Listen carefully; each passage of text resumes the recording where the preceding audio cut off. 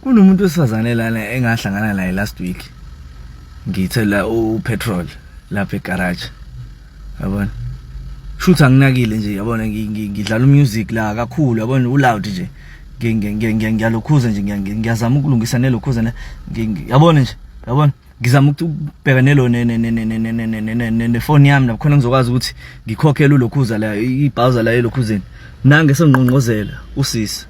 mangithi ngiyaqala ngitshe mhlambe uyimanager la ekhaya cause usisi nje wayemuhle egqoke kahle yabona ngitshe mhlambe imanager la ekhaya ngivuliwe nawo yebo sisi njani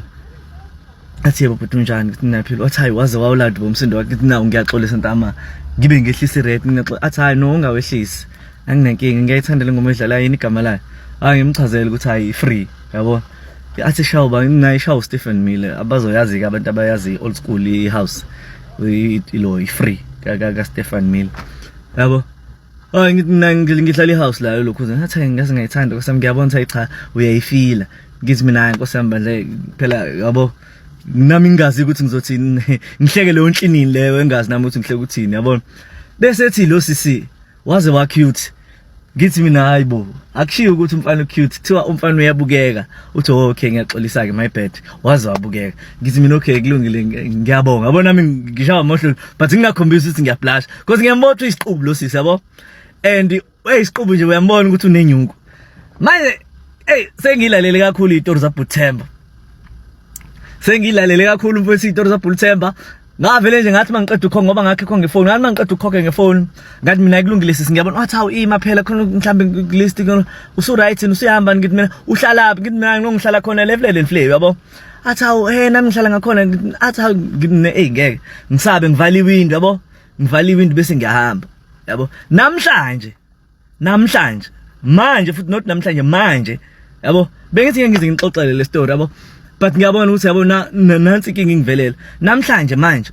yabo anginakile futhi yabo ngithi mina ngizogcwalisa le lokhuzeni ngenzela ukuthi khona ngizokwazi ukuphusha ilokhuzi isonto elizakhe lonke ngoba manje ngeweekend ngiyahamba hayibo futhi ngithi mangithi hawu uyena ngivele ngismile ngibheke phansi athi ha wena uyisigebengu wahamba ngithi mina hayibo yini kwenzakalani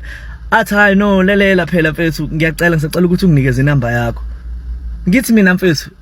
yabo nje isikhathi esiphila kusona angikwazi ukuthi ngingakunikeza inamba yami mfethu esikhathini esiphila kusona because uyazi nawe ukuthi abantu manje athi hayi wavela ngisheshe ngigijimela kuqala wathi no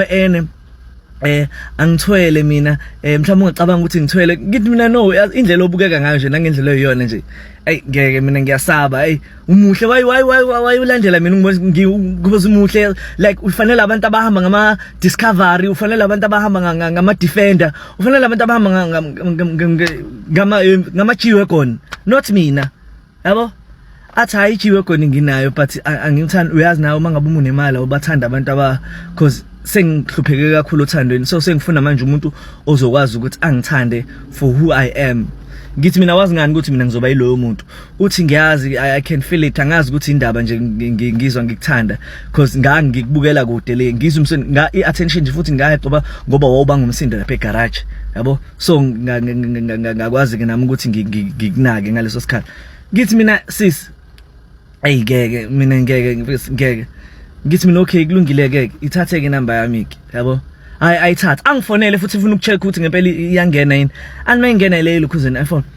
hayibo ngikutshela ukuthi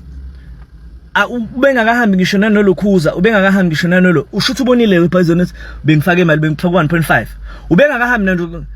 ngithe sengithi sengibona ngo5000 usungena uthi 5000 ithi message sengena imessage emva kwalo uthi leyo mali okhokhele ngawo petrol akufanele ukuthi uyiking le oyiyona uzifakela upetrol ngithi mina hayibo sisi ungifakela upetrol ka5000 ngoba ubonile mina ngifaka 1.5 uthi nje bhuti akufanele ukuthi wena uyiking uyilo ngithi mina isize ngasozwana nawe ngithi mina ngasozwana nawe ikuphi okunye ongakwenza futhi ikuphi okunye omuhle ngako uthi no mawufuna ukubona ngizokusendela i-address yami yabona khona uzobona ukuthi lapha la ngihlala khona ngithi mina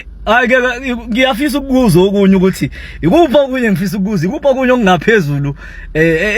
ongangi-experience la kona mhlambe ngoba ngiyabona ukuthi hayi uza kahle uthi hayi no wena ngizokusendela i-address yami emva kwaloko ke zonke okunye uyobusukubona la uyosukhulumela so ngizonixoxela mase ngibuya ukuthi kuhambe kanjani ngoba hayi kona hayi kuza kahle kanza kwethu yabona kuthiwa amathanga ahlanzela bongenababhodo kodwa asebenzi ke kumina leso sisho namuhla yabona ngoba nami yabona manje la onomndayi bangithandile cha bafethu ningangiboneli ningaloke nithi cha uthwele noma mhlawumbe kanjani cha akathwele ngimbonile nginenhlanhla buthemba mfowethu ngiyaxolisa kodwa ke nami sengiyoba omunye obhalayo uma ngabe ngizwa kuthiwa mhlawumbe ngibe nenkinga phambili kodwa ke ngocala ngigoqophela mhlambe nami inhlanhla yami le kade nami ngangimfuna umuntu nje na uyabona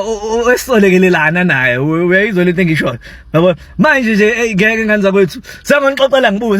ngibuya ngeke ngihambe. Siyabingelela ngani ukuthi siyacela uma uqala ukungena kuleli khasi lethu ucofa subscribe button kule channel yethu Umkhosi engenza kwethu ke lana insizwa yakhala ukuthi hey yaqala nje yabona owesifazane enza ngendlela ehlukile hayi kanti impela nje cha shame uyangenisa owesifazane uyamshela